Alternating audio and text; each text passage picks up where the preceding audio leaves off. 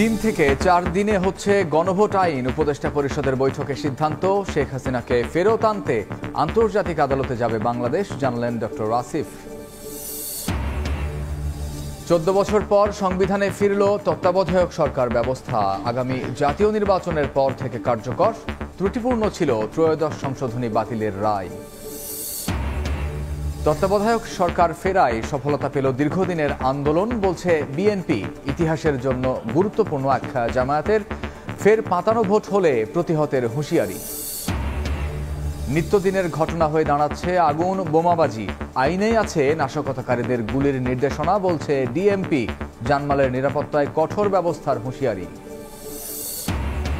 এবং নির্বাচনের আগেই ধান চাল সংগ্রহ শেষ করতে চায় সরকার। এবার 2 টাকা বাড়িয়ে ধান 34, চাল 3 টাকা বাড়িয়ে 50 টাকা নির্ধারণ।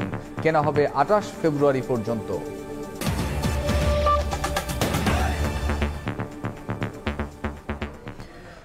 সময় সংবাদের সঙ্গে আছি আমি কামরুজ্জামান মামুন।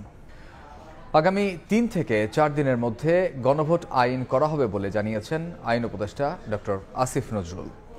উপদেষ্টা পরিষদের বৈঠক শেষে বিকেলে ফরেন সার্ভিস একাডেমিতে ব্রিফিংয়ে কথা জানান তিনি। সাংবাদিকদের প্রশ্নের উত্তরে আইন উপদেষ্টা জানান, শেখ হাসিনা ও আসাদুজ্জামান কামালকে ফেরত আনতে ভারতকে চিঠি দেওয়ার পাশাপাশি আন্তর্জাতিক আদালতে যাওয়ার কথা ভাবছে সরকার। বলেন, ভারতের উচিত হাসিনাকে ফেরত দিয়ে বাংলাদেশের মানুষের ন্যায় বিচারের আকাঙ্ক্ষাকে সম্মান জানানো। এছাড়াও উপদেষ্টা পরিষদ সুপ্রিম কোর্ট সচিবালয় অধ্যাদেশের খসড়ার চূড়ান্ত অনুমোদন দিয়েছে উল্লেখ করে উপদেষ্টা বলেন, সুপ্রিম কোর্ট সচিবালয় প্রতিষ্ঠিত হওয়ার পর থেকে নিম্ন আদালতের নিয়ন্ত্রণ, শৃঙ্খলা ও অন্যান্য বিষয় উচ্চ আদালত সচিবালয়ের হাতে ন্যস্ত হবে।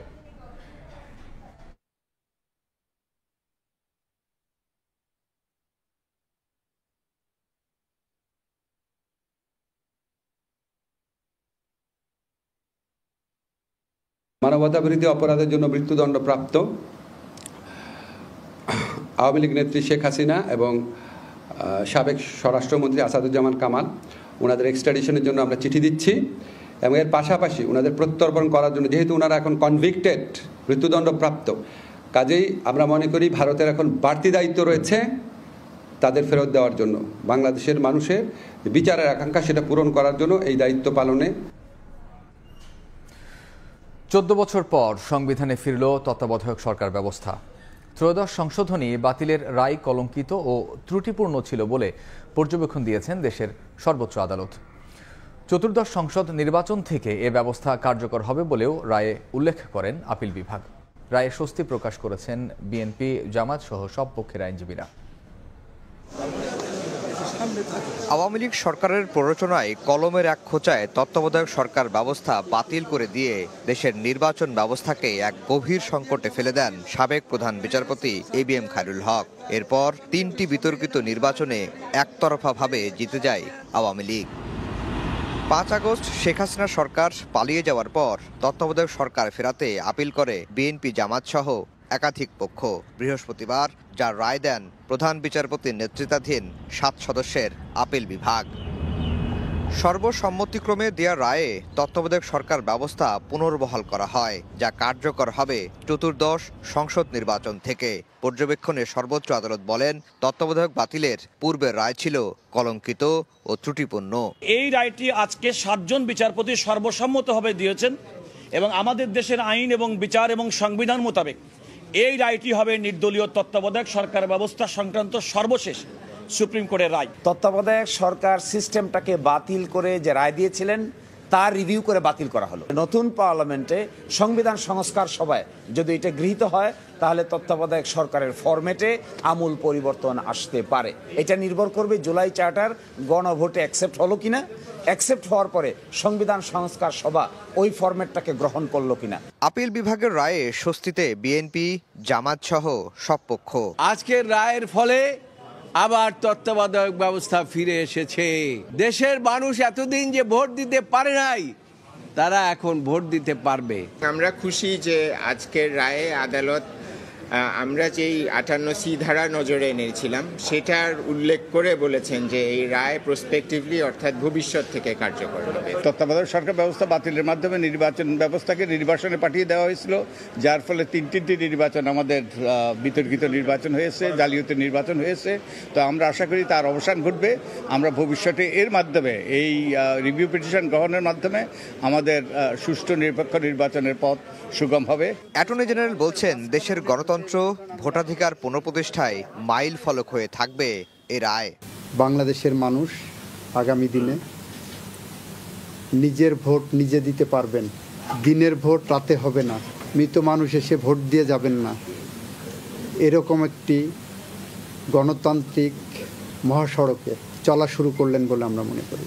1996 সালে সংবিধানের ত্রয়োদশ সংশোধনের মাধ্যমে তত্ত্বাবধায়ক সরকার ব্যবস্থা আনে তৎকালীন বিএনপি সরকার, যার অধীনে হওয়া 3টি নির্বাচন গ্রহণযোগ্যতা পায় দেশে বিদেশে।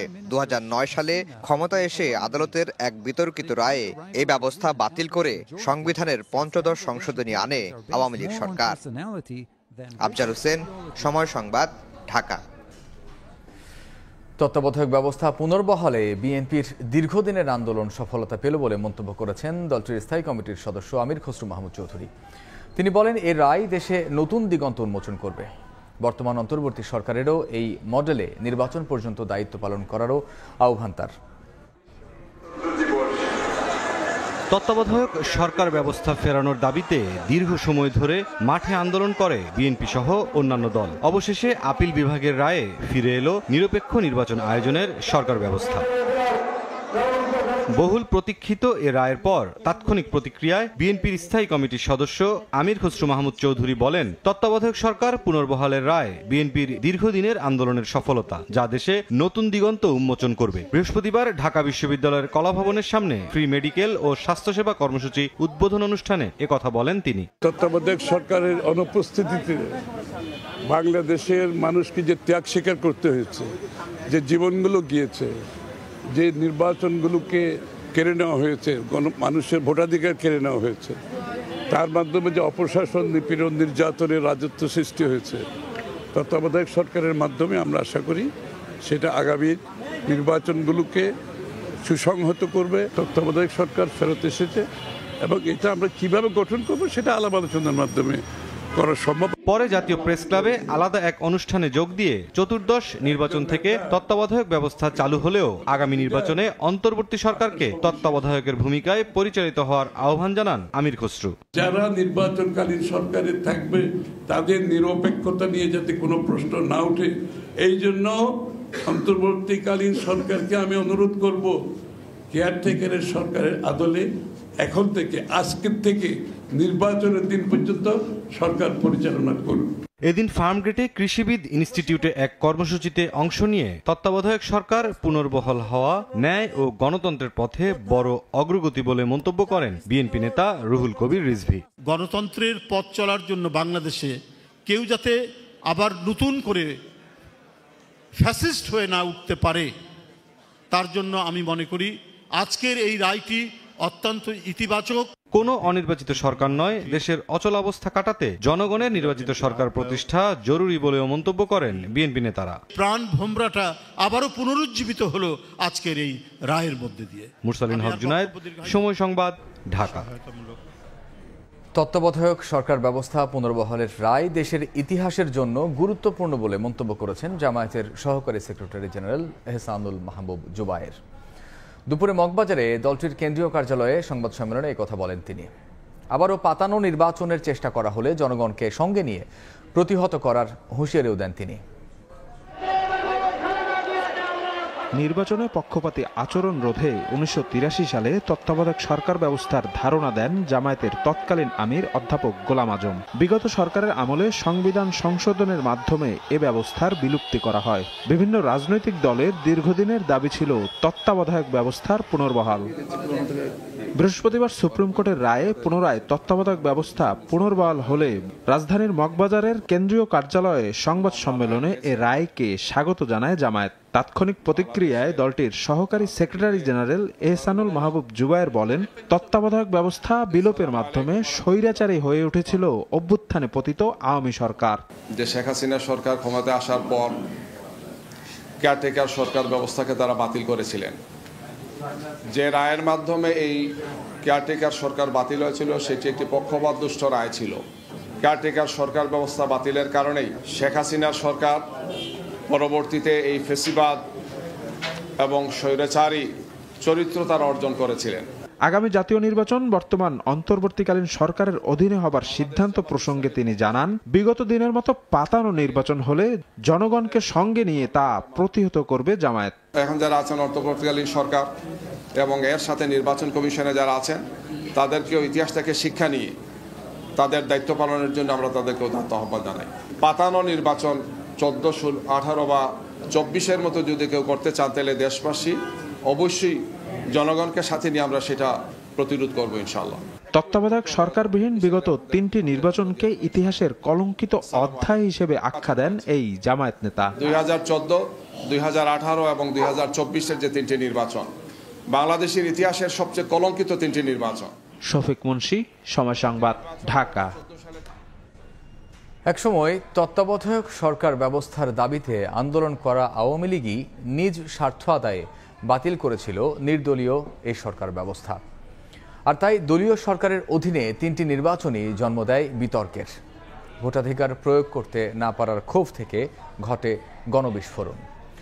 16 বছর পর ছাত্র জনতার অভ্যুত্থানের মুখে পতন ঘটে শেখ হাসিনা সরকারের।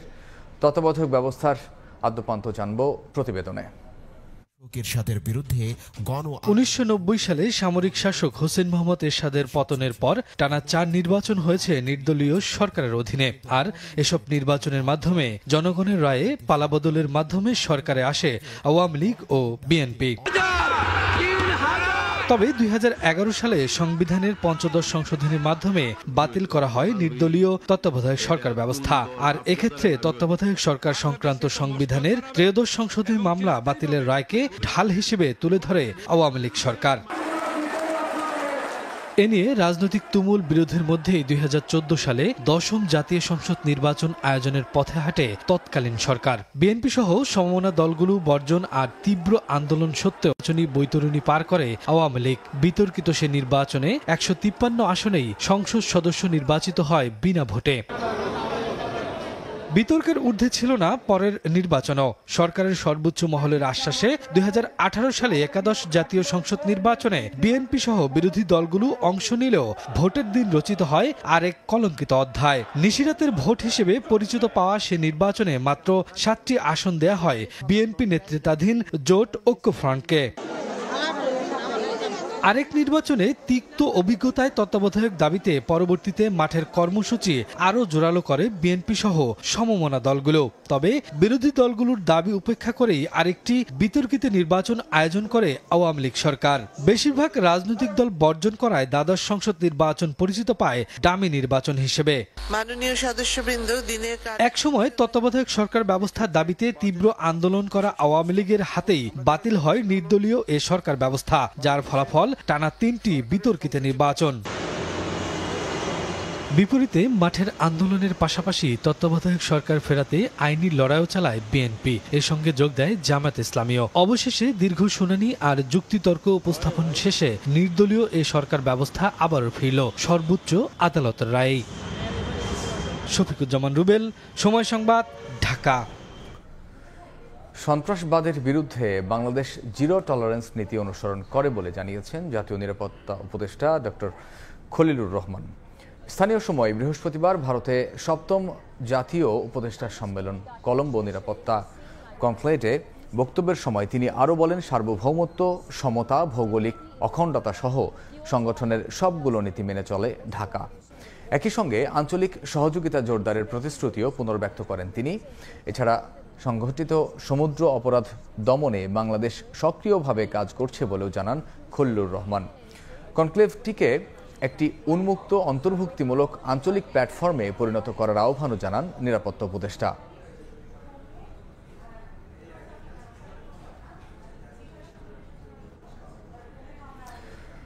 প্রধান উপদেষ্টার আমন্ত্রণে 3 দিনের রাষ্ট্রীয় সফরে 22 নভেম্বর ঢাকায় আসছেন ভুটানের প্রধানমন্ত্রী শেরিং তোগবে।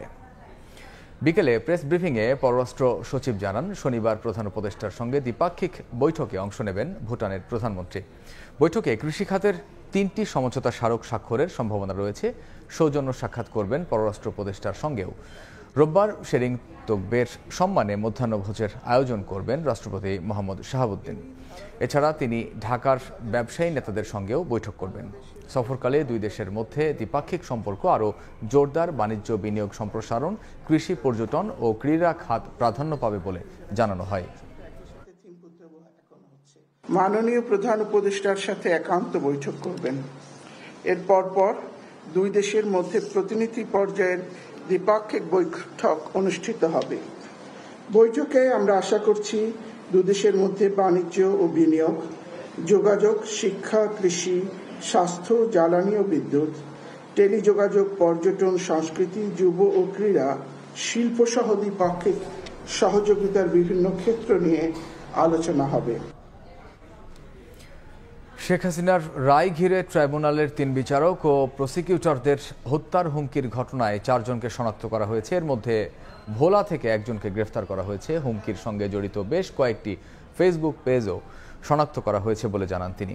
এদিকে আশুলিয়ার 6 মরদেহ পোড়ানোর মামলায় রাজসাক্ষীকে জেরা করাকে কেন্দ্র করে আসামিপক্ষ ও প্রসিকিউশনের মধ্যে বাকবিতণ্ডা হয়। জুলাই হত্যাযজ্ঞে শেখ হাসিনার বিরুদ্ধে মানবতাবিরোধী অপরাধের মামলার রায়ের আগের দিন থেকেই একের পর এক হুমকি আসতে থাকে 3 বিচারক, চিফ প্রসিকিউটর সহ অন্য প্রসিকিউটরদের কাছে। রায়ের পর হুমকির কথা জানান চিফ প্রসিকিউটর নিজেই। বলা হয়, ভারতীয় মোবাইল নাম্বার ব্যবহার করে তাদের প্রাণনাশের হুমকি দেওয়া হয়। এই আসামিরা বিচার চলমান থাকা অবস্থায় মামলার সাক্ষী, বিচারক এবং ট্রাইব্যুনালের সাথে সংশ্লিষ্টদেরকে হত্যা করার, তাদের বাড়িঘর জ্বালিয়ে দেওয়ার হুমকি দিয়েছিলেন এবং সেই দায়ে কিন্তু আসামি শেখ হাসিনার 6 মাসের কারাদণ্ডও হয়েছে। সুতরাং এটা প্রমাণিত আদালতের মাধ্যমে যে তারা হুমকি ধামকি দিয়েছিলেন। কিন্তু বাংলাদেশের জনগণ, এই প্রশাসন, এই বিচারের সাথে সম্পৃক্ত কেউই এই হুমকিতে ভয় পাননি। অভিযোগ তদন্তে নামে প্রসিকিউশনের বিশেষ তদন্ত কর্মকর্তা। তথ্য প্রযুক্তি ব্যবহার করে হুমকির সঙ্গে জড়িত 4 জনকে শনাক্ত করা হয়। এর মধ্যে ভোলা থেকে একজনকে গ্রেফতার করা হয়েছে বলে জানান তদন্ত কর্মকর্তা। তারা খুব কনফিডেন্স ছিল, দৃঢ় বিশ্বাস ছিল তাদেরকে আসলে শনাক্ত করা যাবে না, কিন্তু আইন শৃঙ্খলা বাহিনী প্রযুক্তির মাধ্যমে তাদেরকে নির্ণয় করা গিয়েছে। মিলিয়ন ফলোয়ারের পেজের অ্যাডমিন সে ইতিমধ্যে আমাদের এই সরকারকে চ্যালেঞ্জ করে অনেক রকমের পেজ যেগুলো আমরা সাথে শনাক্ত করতে পারি না, এরিয়া দেখাচ্ছে দেশের বাইরে, আসলে সে বাংলাদেশ থেকে বসে এটা চালনা করছিল। প্রসিকিউটর ও বিচারপতিদের হুমকির সঙ্গে জড়িত বেশ কয়েকটি ফেসবুক পেজ ও ব্যক্তিকেও শনাক্ত করে আইনের আওতায় আনার চেষ্টা চলছে বলে জানান তিনি। তারা বিদেশি নাম্বার ব্যবহার করছে, লোকাল কোনো বাংলাদেশি নাম্বার ব্যবহার করছে না, এবং বিভিন্ন রকমের প্লে স্টোরে আপনার ফ্রি কিছু নাম্বার পাওয়া যায়, স্প্যাম নাম্বার, সেই নাম্বার থেকে তারা বিদেশি সেজে আমাদেরকে হুমকি দিচ্ছিল। তো পরবর্তীতে আইপিডিআর টাওয়ার ডাম প্রযুক্তি মাধ্যমে আমরা এই টোটাল গ্রুপটার মধ্যে মূল যিনি অ্যাডমিন তাকে আমরা শনাক্ত করতে সক্ষম হয়েছি। ব্যাপারটা এখন আইনি প্রক্রিয়া আছে। এদিকে আশুলিয়ায় 6 মরদেহ পোড়ানোর মামলায় রাজসাক্ষী আফজালুলের জেরাকে কেন্দ্র করে ট্রাইব্যুনালে আসামিপক্ষ ও প্রসিকিউশনের মধ্যে বাকবিতণ্ডা হয়। উত্তপ্ত বাক্য বিনিময়ে বিচার কাজ বন্ধ ছিল প্রায় 1 ঘন্টা। আফজাল হোসেন, সময় সংবাদ, ঢাকা। সময় সংবাদ আরও থাকছে। 34 বার অস্ত্রোপচার, ভেন্টিলেশনে 8 দিন, মাইলস্টোন ট্র্যাজেডির 4 মাস পর সুস্থ হয়ে বাড়ি ফিরল 12 বছরের আরিয়ান। সন্তানকে ফিরে পেয়ে বাবা মায়ের স্বস্তি।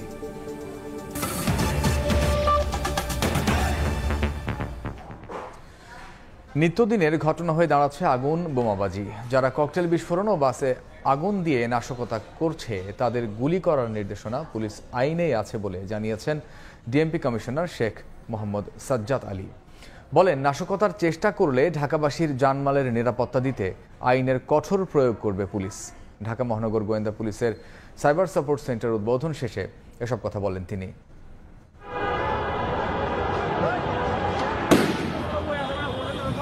কার্যক্রম নিষিদ্ধ আওয়ামী লীগের লকডাউন ও শাটডাউন কর্মসূচি শেষ হলেও রাজধানীতে থামছে না বাসে অগ্নিসংযোগ ও ককটেল বিস্ফোরণের মতো ঘটনা। বুধবার রাতেও রাজধানীর রামপুরায় বাসে আগুন ধরিয়ে দেয় দুর্বৃত্তরা। পল্লবী থানার সামনে ঘটানো হয় চারটি ককটেল বিস্ফোরণ। এতে আহত হন এক পুলিশ সদস্য। আর্থিক সুরক্ষা এবং মানসিক বাহিনীর সদস্যদের ওপর এমন ককটেল হামলার সমালোচনা করে ডিএমপি কমিশনার বলেছেন, এ ধরনের ঘটনা ঘটতে থাকলে মনোবল হারাতে পারে পুলিশ। আমার অফিসারদের মনোবল যদি ভেঙে যায়, তাহলে আপনাদেরকে আবার এই নিজেদেরকে বাঁশের লাঠি নিয়ে বৃদ্ধ লোককেও রাস্তায় নেমে তার বাড়িঘর পাহারা দিতে হবে।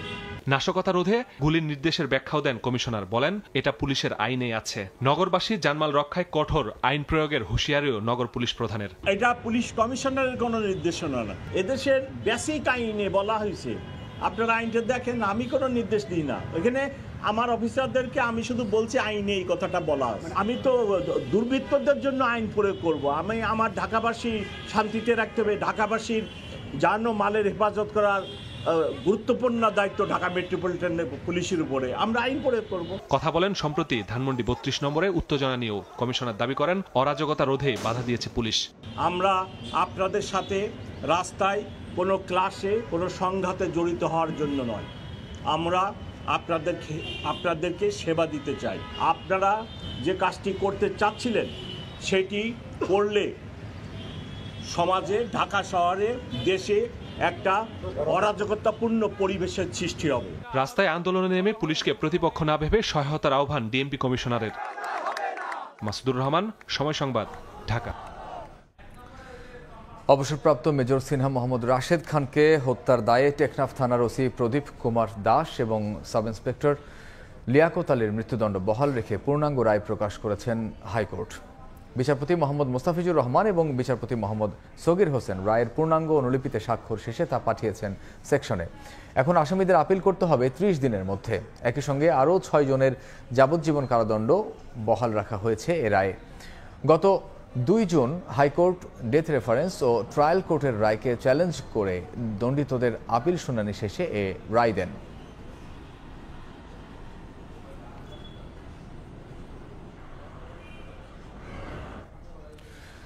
শেখ রেহানার স্বামী শফিক আহমেদ সিদ্দিকের বিরুদ্ধে 8.5 কোটি টাকার বেশি অবৈধ সম্পদ অর্জনের অভিযোগে মামলা করেছে দুদক। এদিকে ডায়মন্ড ওয়ার্ল্ডের এমডি দিলীপ কুমার আগরওয়ালের সম্পদের খোঁজে বিভিন্ন দফতরে চিঠি দিয়েছে সংস্থাটি। আর শেয়ার বাজারে কারসাজি মামলায় বিদেশে থাকা ক্রিকেটার সাকিব আল হাসানকে আগামী 26 নভেম্বর দুদকে তলব করা হয়েছে। 2024 সালের সেপ্টেম্বরে স্বর্ণ, হীরা চোরাচালান ও অর্থ পাচারের অভিযোগে আইন শৃঙ্খলা রক্ষাকারী বাহিনীর হাতে গ্রেফতার হন ডায়মন্ড ওয়ার্ল্ডের এমডি দিলীপ কুমার আগরওয়ালা। তার বিরুদ্ধে দুদক 112 কোটি টাকার অবৈধ সম্পদ ও 755 কোটি টাকার সন্দেহজনক লেনদেনের অভিযোগে মামলাও করে। আগরওয়ালার সম্পদের বিস্তৃতি দেশের গণ্ডি পেরিয়ে কলকাতা, অস্ট্রেলিয়াতে জুয়েলারি শোরুম সহ অঢেল সম্পদের অভিযোগ এসেছে দুদকের হাতে। দিলীপের সম্পদের খোঁজে দেশের একাধিক দফতরে চিঠি দিয়েছে সংস্থাটি। 34টি ব্যাংক হিসাবে 755 কোটি টাকারও বেশি মূল্যের সম্পদ বা অর্থ অস্বাভাবিক লেনদেন করে মানি লন্ডারিংয়ে সম্পৃক্ত অপরাধে ইতিপূর্বে মামলা রুজু করা হয়েছিল। উক্ত মামলা সংক্রান্তে আমাদের তদন্তকারী কর্মকর্তাগণ বিভিন্ন দপ্তরে দালিলিক প্রমাণাদি সংগ্রহের জন্য অধিযাচনপত্র প্রেরণ করছেন। এদিন শেখ রেহানার স্বামী ঢাকা বিশ্ববিদ্যালয়ের সাবেক শিক্ষক শফিক আহমেদ সিদ্দিকের বিরুদ্ধে মামলা করে দুদক, যেখানে তার বিরুদ্ধে 8 কোটি 65 লাখ টাকার অবৈধ সম্পদ অর্জনের প্রমাণ পেয়েছে। অসাধু উপায়ে জ্ঞাত আয়ের উৎসের সাথে অসঙ্গতিপূর্ণ 8 কোটি 65 লক্ষ টাকারও বেশি মূল্যের সম্পদ অর্জন ও দখলে রাখার অপরাধ অনুসন্ধানকালে প্রমাণিত হয়েছে। এদিকে শেয়ার বাজার থেকে কারসাজির মাধ্যমে প্রায় 257 কোটি টাকা আত্মসাতের মামলায় আগামী 26 নভেম্বর দুদকে তলব করা হয়েছে ক্রিকেটার সাকিব আল হাসানকে। জনাব সাকিব আল হাসান সাবেক অধিনায়ক বাংলাদেশ জাতীয় ক্রিকেট দল ও সাবেক সংসদ সদস্য মাগুরা এককে জিজ্ঞাসাবাদের জন্য তদন্তকারী কর্মকর্তা নোটিশ জারি করেছেন। তাসলিম তৌহিদ, সময় সংবাদ, ঢাকা। নির্বাচনের আগেই ধান চাল সংগ্রহ শেষ করতে চায় সরকার। বিকেলে সচিবালয়ে গণমাধ্যমের কাছে একথা জানান খাদ্য উপদেষ্টা আলী ইমাম মজুমদার। এবার ধান 34 এবং চালের দাম 50 টাকা নির্ধারণ করা হয়েছে। সংগ্রহ কার্যক্রম চলবে 28 ফেব্রুয়ারি পর্যন্ত। ধান চাল মিলিয়ে 6 লাখ টন সংগ্রহ লক্ষ্যমাত্রা নির্ধারণ করা হয়েছে। প্রতি বছরের মতো এবারও আমন মৌসুমে ধান চাল সংগ্রহের ঘোষণা দিয়েছে সরকার। এবার প্রতি কেজি ধান 34 টাকা কেজি দরে সংগ্রহ করা হচ্ছে। বৃহস্পতিবার বিকেলে সচিবালয়ে ধান চাল সংগ্রহের বিষয়ে জানান খাদ্য উপদেষ্টা আলী ইমাম মজুমদার। এবার আতপ চালের সংগ্রহ মূল্য নির্ধারণ করা হয়েছে 49 টাকা কেজি দরে এবং সেদ্ধ চাল দাম নির্ধারণ হয়েছে 50 টাকা কেজি। সর্বনিম্ন 5 লাখ টন সেদ্ধ চাল, 50,000 টন আতপ চাল এবং 50,000 টন ধান সংগ্রহের লক্ষ্যমাত্রা নির্ধারণ করা হয়েছে। প্রয়োজনে তা আরও বাড়ানো যাবে, সেক্ষেত্রে অর্থের কোনো অভাব পড়বে না বলে জানান খাদ্য উপদেষ্টা। এই ধান চাল সংগ্রহ চলবে আগামী ফেব্রুয়ারি পর্যন্ত। তবে সে সময়ে জাতীয় নির্বাচনের সময় হওয়ায় নির্বাচনের আগেই ধান চাল সংগ্রহের কাজ শেষ করতে চায় সরকার।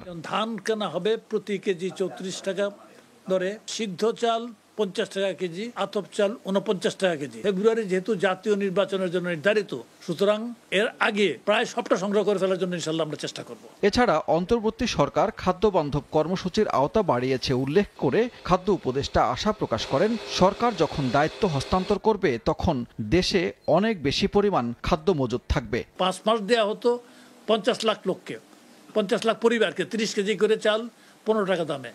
আমরা এটাকে করি 6 মাস ব্যাপী, এটা কর্মসূচিটা চালনা করি। সরকার কিন্তু পরবর্তী সরকারের জন্য বিভিন্ন পর্যায়ে কাজগুলিকে কমফোর্টেবল রেখে যাবে, এই ব্যাপারে আমরা কমিটেড। বড় মৌসুমেও রেকর্ড পরিমাণ ধান চাল সংগ্রহ হয়েছে, ফলে ঘাটতি হওয়ার আশঙ্কা নেই বলে জানান খাদ্য উপদেষ্টা। আমরা যত বেশি করতে পারবো তত বিদেশ থেকে আমদানি কমাতে পারবো। সানবীর রূপল, সময় সংবাদ, ঢাকা। পুনঃখনন করা সিলেটের কৈলাসটিলা এক গ্যাসকূপ থেকে প্রায় 50 লাখ ঘনফুট গ্যাস পাওয়া গেছে। গোলাপগঞ্জের কৈলাসটিলা এক কূপ থেকে উত্তোলন করা গ্যাস 2-1 দিনের মধ্যেই জাতীয় গ্রিডে যুক্ত হবে বলে জানান সিলেট গ্যাস ফিল্ডের কর্মকর্তারা। 1961 সালে আবিষ্কৃত হয় গ্যাস ফিল্ডটি। পঞ্চমবারের মতো পুনঃখনন শুরু হয় চলতি বছরের 12 আগস্ট। 1600 সিএফটি গ্যাস মজুদ আছে বলে ধারণা করছে সংশ্লিষ্টরা। বাপেক্সের পুনঃখনন কাজে ব্যয় হয়েছে 73 কোটি টাকা। এর আগে 2018 সালে পুনঃখনন করা হয় গ্যাস কূপটি।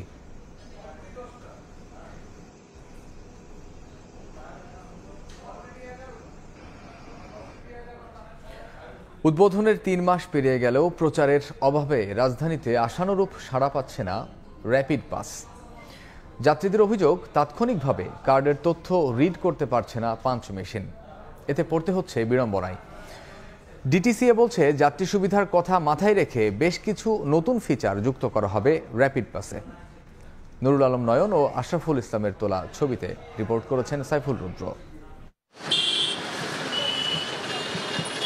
হাতিরঝিলে 1.5 ঘন্টা অপেক্ষার পর 16টি গাড়িতে মাত্র 4 জন যাত্রীর দেখা পেয়েছি আমরা, যারা র্যাপিড পাস ব্যবহার করে ভাড়া পরিশোধ করেন। র্যাপিড পাস ব্যবহারে অনীহার কারণ হিসেবে সাধারণ যাত্রীরা জানান মিশ্র প্রতিক্রিয়া। রয়েছে সঠিকভাবে পাঞ্চ মেশিন কাজ না করার অভিযোগও। লাইনে দাঁড়ানো লাগে না টিকিট কাটার জন্য, কার্ডটা পাঞ্চ করার পরে আমি গাড়িতে উঠে গেলাম। টিকিট নেওয়ার জটিলতা থেকে একটু মুক্তি পাবে মানুষ। আমার স্টুডেন্ট আইডি কার্ড আছে, সো স্টুডেন্টদের জন্য 15 টাকায় কাটা যায়। ডেবিট কার্ডে নাই, ডেবিট কার্ডে 20 টাকায় কাটা লাগে। এসএমএস দিলে ডেফিনেটলি ভালো হবে আর কি। মেশিনটা রিচ করতে গেলে অনেক সময় মেশিনটা ধরে না, তো তখন একটু ধাক্কাধাক্কি হয়। মেশিনগুলো যে ডিটিএস থেকে যেখানে দেখাইছে তাদের মারফতে কেনা। যাত্রীর অভিযোগ অনুযায়ী কার্ড পাঞ্চে জটিলতা ও মেশিনের দুর্বলতার প্রমাণও মিলল হাতে নাতেই।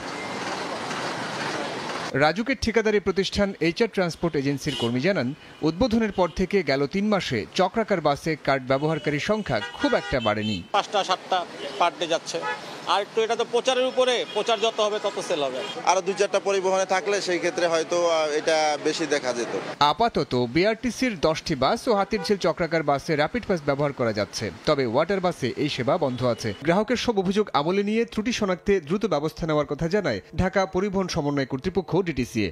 ব্যাপকভাবে চালু করতে হলে এই যে ডিভাইস কানেক্টিভিটির একটা ব্যাপার রয়েছে, ততদিন কিন্তু আপনাকে এটা একটু ব্যয়বহুল এবং দ্রুত ব্যাপক সম্প্রসারণের পথে বাধা আছে। বাসও তো রেডি নাই যে সেখানে স্থাপন করব। র্যাপিড পাসে আসলে হাব ভাড়া এইটা করতে গেলে এটা ইটস ভেরি ডিফিকাল্ট। স্টেশন হিসেবে ভাড়া না কেটে কিলোমিটার হিসেবে ভাড়া আদায়ের কথা বলছেন যাত্রীরা। সেই সঙ্গে ভাড়া পরিশোধের টোকেন ও রিচার্জের প্রমাণ হিসেবে চেয়েছেন এসএমএস নোটিফিকেশন। সাইফুল রুদ্র, সময় সংবাদ, ঢাকা। স্বল্পোন্নত দেশের তালিকা এলডিসি থেকে উত্তরণের জন্য প্রস্তুত নয় বাংলাদেশ। এবার জাতিসংঘের প্রতিনিধি দলকে সরাসরি জানালেন ব্যবসায়ীরা। এজন্য মসৃণ উত্তরণ কৌশল STS বাস্তবায়নে সরকারের সমন্বয়হীনতাকে দায়ী করেছেন তারা। 5 থেকে 6 বছর সময় বাড়ানোর ব্যাখ্যা শুনে প্রস্তুতি না থাকার বিষয়টি আরও আগে কেন জানানো হয়নি সেই প্রশ্ন তুলেছে জাতিসংঘ। MS আরেফিনের report. আর 1 বছর পর স্বল্পোন্নত দেশের তালিকা থেকে বের হবে বাংলাদেশ। যদিও দীর্ঘদিন ধরেই LDC উত্তরণ পিছিয়ে দেওয়ার পক্ষে যুক্তি তুলে ধরে আসছে শীর্ষস্থানীয় ব্যবসায়ী সংগঠনগুলো।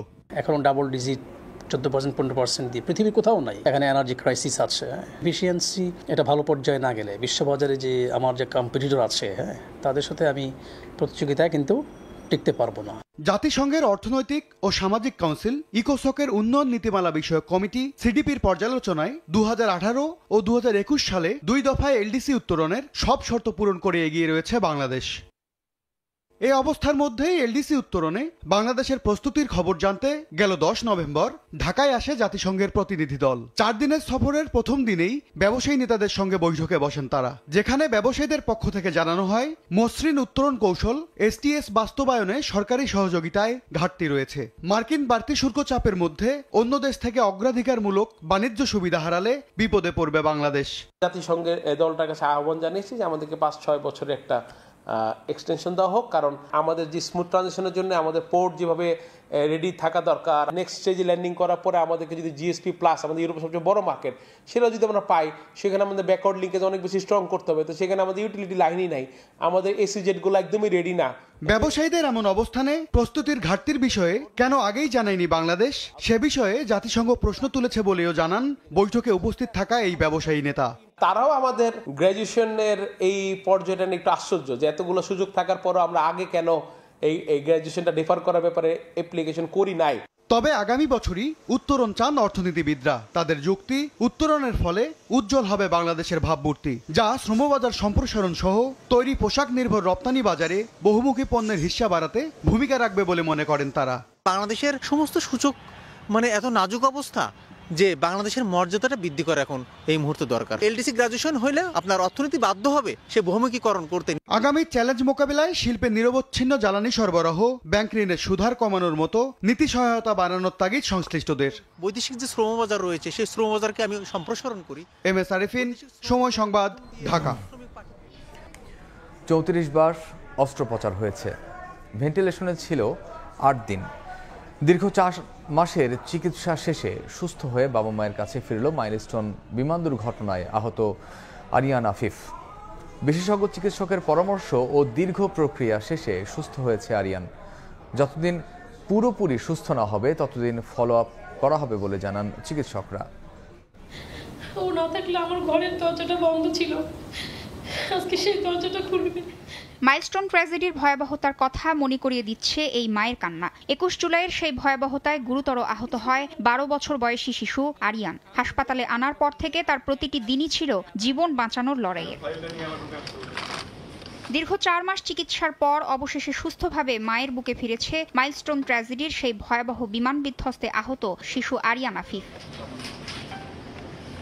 বৃহস্পতিবার সকালে আরিয়ানের বাড়ি ফেরা উপলক্ষে সংবাদ সম্মেলন করে জাতীয় বার্ন এবং প্লাস্টিক সার্জারি ইনস্টিটিউট। চিকিৎসকরা জানান, মাইলস্টোন বিমান দুর্ঘটনার পরপরই গুরুতর আহত অবস্থায় জাতীয় বার্ন ইনস্টিটিউটে ভর্তি হয় আরিয়ান।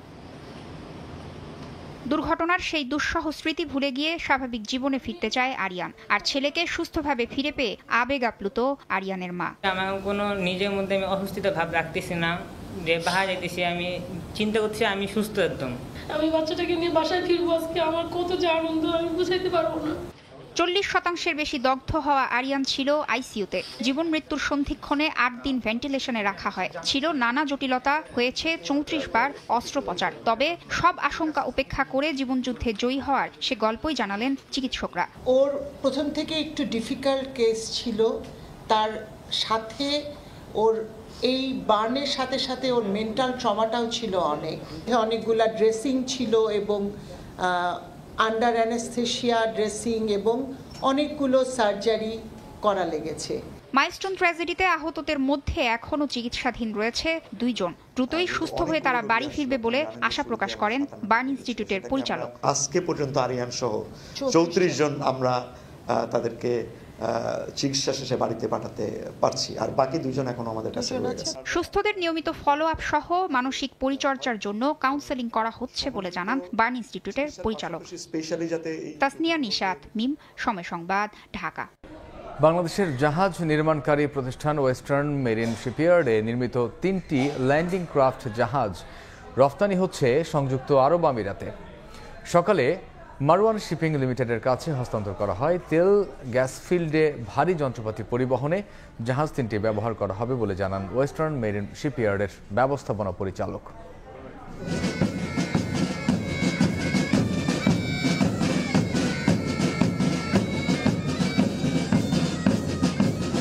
দেশের রপ্তানিমুখী জাহাজ নির্মাণকারী প্রতিষ্ঠান ওয়েস্টার্ন মেরিন শিপইয়ার্ডের নির্মিত 3টি ল্যান্ডিং ক্রাফট জাহাজ মায়া, এমি, মুনা হস্তান্তর করা হলো সংযুক্ত আরব আমিরাতের কাছে।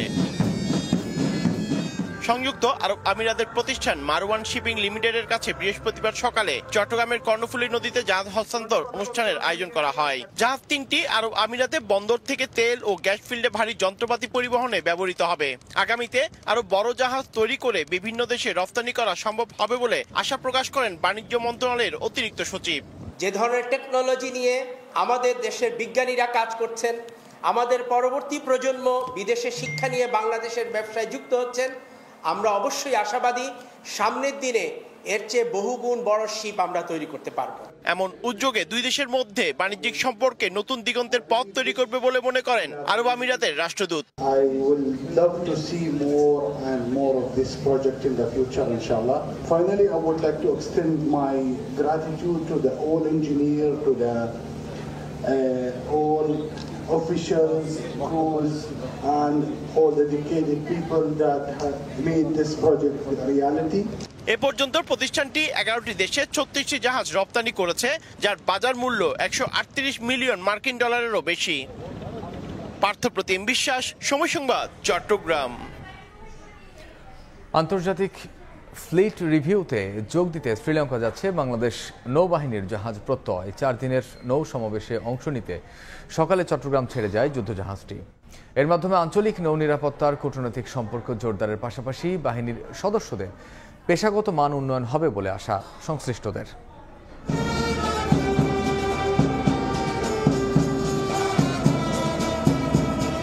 সুসজ্জিত বাদক দলের পরিবেশনায় আনুষ্ঠানিকভাবে বিদায় জানানো হয় নৌবাহিনীর যুদ্ধজাহাজ প্রত্যয়কে। শ্রীলঙ্কার নৌবাহিনীর 75 বছর পূর্তি উদযাপনে আন্তর্জাতিক ফ্লিট রিভিউতে অংশগ্রহণের জন্য কলম্বোর উদ্দেশ্যে বৃহস্পতিবার সকালে চট্টগ্রামের নেভাল ছেড়ে যায় বাংলাদেশ নৌবাহিনীর যুদ্ধজাহাজ প্রত্যয়।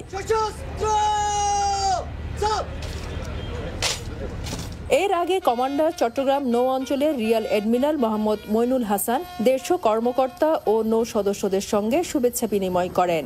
এই সময় দিক নির্দেশনামূলক বক্তব্যে প্রধান অতিথি বলেন, আন্তর্জাতিক অঙ্গনে নৌবাহিনীর অংশগ্রহণ আঞ্চলিক নিরাপত্তা এবং কূটনৈতিক সম্পর্ক জোরদারে ভূমিকা রাখবে, পাশাপাশি নৌ সদস্যদের পেশাগত মান উন্নয়নে সহযোগিতা করবে।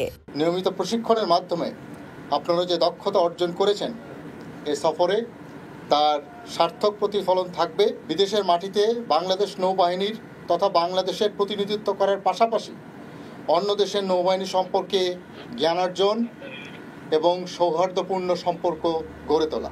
আন্তর্জাতিক ফ্লিট রিভিউতে অংশগ্রহণ শেষে জাহাজ প্রত্যয় আগামী 5 ডিসেম্বর চট্টগ্রাম ফিরে আসার কথা রয়েছে।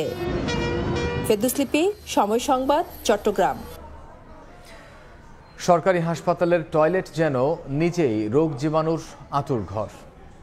রাজধানীর বেশিরভাগ সরকারি হাসপাতালের টয়লেট ব্যবহার অনুপযোগী, অপরিষ্কার আর দুর্গন্ধ তো আছেই, এমনকি পানির ব্যবস্থাও নেই কোনো কোনো টয়লেটে। নিতান্তই বাধ্য হয়ে এসব টয়লেট ব্যবহার করছেন রোগী ও তাদের স্বজনরা। শাহিনুর রহমান শাহিনের ক্যামেরায় আয়েশা সিদ্দিক সামিয়ার রিপোর্টে বিস্তারিত। ঢাকার অন্তত 10টি সরকারি হাসপাতাল ঘুরে সময় টেলিভিশনের ক্যামেরায় ধরা পড়ে এমন সব ভয়াবহ চিত্র। বাথরুম সিটকারি নাই, মানুষ বই বুকিতে। আমি দাঁড়িয়ে আছি সরকারি একটি হাসপাতালের টয়লেটে।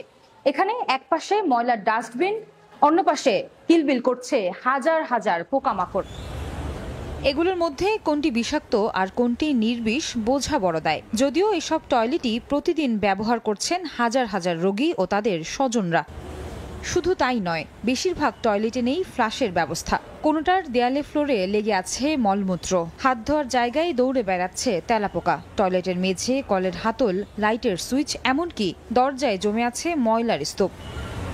এসব টয়লেট ব্যবহারে রোগীরা যেমন আরো নতুন রোগে আক্রান্ত হতে পারেন, তেমনি রোগীর স্বজনরাও আছেন ঝুঁকিতে। যে নোংরা অবস্থা বাথরুমগুলি, বেসিনগুলি, এখানে আসলে পেশেন্ট তো ভালো হবে দূরের কথা, আরো অসুস্থ হয়ে বাড়িতে নিয়ে যেতে হবে। এখানে অনেক গন্ধে যেন থাকাই যায় না। তবে নিজেদের হাসপাতালের টয়লেটের বেহাল দশার কথা নিজেরাই জানেন না অনেক কর্তৃপক্ষ। পরিষ্কার পরিচ্ছন্নতা এবং ওয়ার্ড বয় ক্লিনার যারা কাজ করে এনাদের শর্টেজ আছে। আমাদের সেই সিভিক সেন্স আছে, বাথরুমে গিয়ে আমি কি আমার পরবর্তীর জন্য সে পরিষ্কার পরিচ্ছন্ন পাবে, সেটা কি আমি দায়িত্ব নেই? সরকারি হাসপাতালগুলোর টয়লেটের ভয়াবহ চিত্র উঠে এসেছে 2024 সালের আইসিডিডিআরবির এক গবেষণায়। সেখানে দেখা গেছে ঢাকার সরকারি হাসপাতালগুলোর টয়লেটের 68% মধ্যে 67%ই অপরিচ্ছন্ন। এতে উদ্বেগ প্রকাশ করেছেন জনস্বাস্থ্য বিশেষজ্ঞরাও।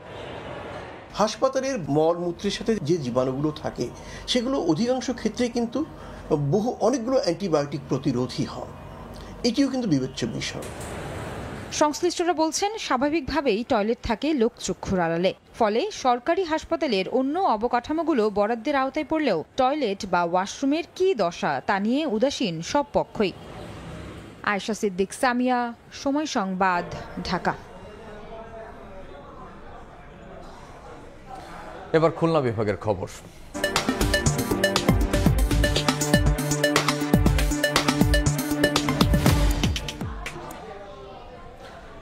খুলনা অঞ্চলে বাড়ছে শিক্ষা থেকে ঝরে পড়া শিশুর সংখ্যা, বাড়ছে শিশুশ্রম। নিরাপদ পানি ও স্বাস্থ্য ঝুঁকির মতো সূচকগুলোতে উদ্বেগজনক চিত্র ধরা পড়েছে সাম্প্রতিক জরিপে। অল্প বয়সেই শ্রমবাজারে যুক্ত হওয়া, নিরাপদ পানি ও হাইজিন সুবিধার সংকট, সব মিলিয়ে বড় ধরনের ঝুঁকিতে শিশুদের ভবিষ্যৎ। আব্দুল হালুমিয়ার ছবিতে আরও জানাচ্ছেন আব্দুল্লাহ আল মামুন রুবেল।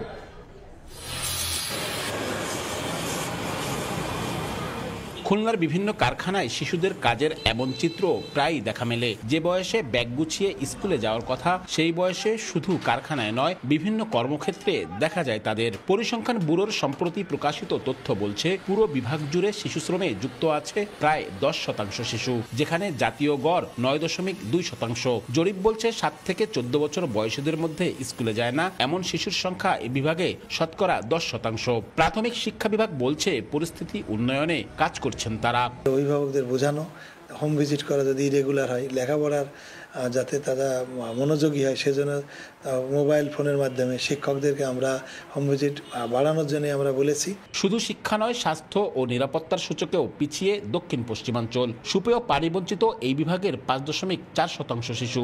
বেসিক স্যানিটেশন পায় না 21.4% শিশু। দুই ক্ষেত্রেই যা জাতীয় গড়ের চেয়ে বেশি। সবচেয়ে উদ্বেগজনক তথ্য পাওয়া গেছে শিশুদের রক্তে সীসা প্রবেশ নিয়ে। খুলনা বিভাগের 12 থেকে 59 মাস বয়সী 17.8% শিশুর রক্তে সীসার মাত্রা স্বাভাবিকের চেয়ে বেশি পাওয়া গেছে। এই বিভাগের 65% মেয়ের বিয়ে হয়ে যায় 18 বছরের আগেই। সরকারের সঙ্গে সামগ্রিক এসব বিষয়ে উন্নতিতে কাজ করছে ইউনিসেফ। গার্জিয়ান থেকে শুরু করে সবাইকে সচেতন করতে হবে যে তার কুফলটা কি। এর সাথে আপনি চাইল্ড ম্যারেজ লিঙ্কড আপ, এর সাথে আপনার নানা ধরনের অ্যাবিউজমেন্ট যেগুলো হয়ে থাকে, ভায়োলেন্স যেগুলো হয়ে থাকে, জেন্ডার ভায়োলেন্স যেগুলো হয়ে থাকে, এই সকল কিছু কিন্তু নিবিড়ভাবে সম্পৃক্ত এর সাথে। এসব সূচক ইঙ্গিত দেয়, খুলনা অঞ্চলের শিশুদের মৌলিক অধিকার, নিরাপত্তা ও স্বাস্থ্য নিশ্চিত করতে আরও কার্যকর ও সমন্বিত উদ্যোগ জরুরি হয়ে পড়েছে। সরকারি প্রতিষ্ঠান এবং বেসরকারি প্রতিষ্ঠানগুলো একসাথে কাজ করলে খুব অচিরেই হয়তো শিশুশ্রম একেবারেই বাংলাদেশ থেকে মুক্ত হয়ে যাবে। তথ্য অনুযায়ী খুলনায় শিশু মৃত্যুর হার 21%।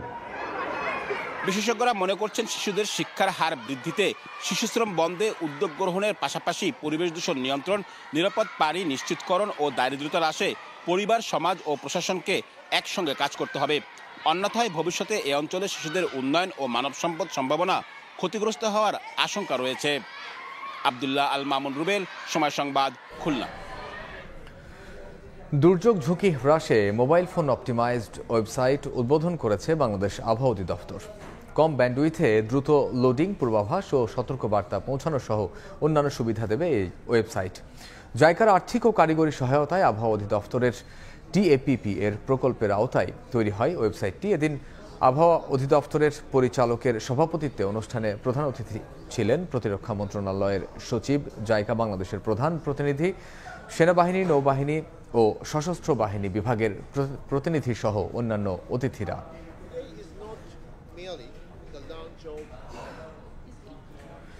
দেশের বাইরের খবর।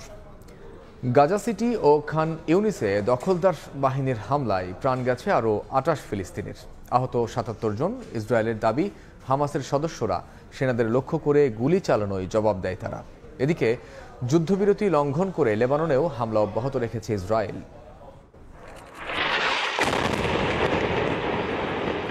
যুদ্ধবিরতি লঙ্ঘন করে লেবাননে হামলা অব্যাহত রেখেছে ইসরায়েল। দেশটির আয়নাতা শহরে কয়েক দফা বিমান হামলা চালানো হয়েছে। এতে বেসামরিক স্থাপনার ব্যাপক ক্ষয়ক্ষতি হয়েছে, ঘটেছে প্রাণহানি। হামলার ভিডিও ছড়িয়ে পড়েছে সামাজিক যোগাযোগ মাধ্যমে। লেবাননের দক্ষিণাঞ্চলের তায়ার ফিলসি শহরেও ইসরায়েলি হামলার খবর পাওয়া গেছে।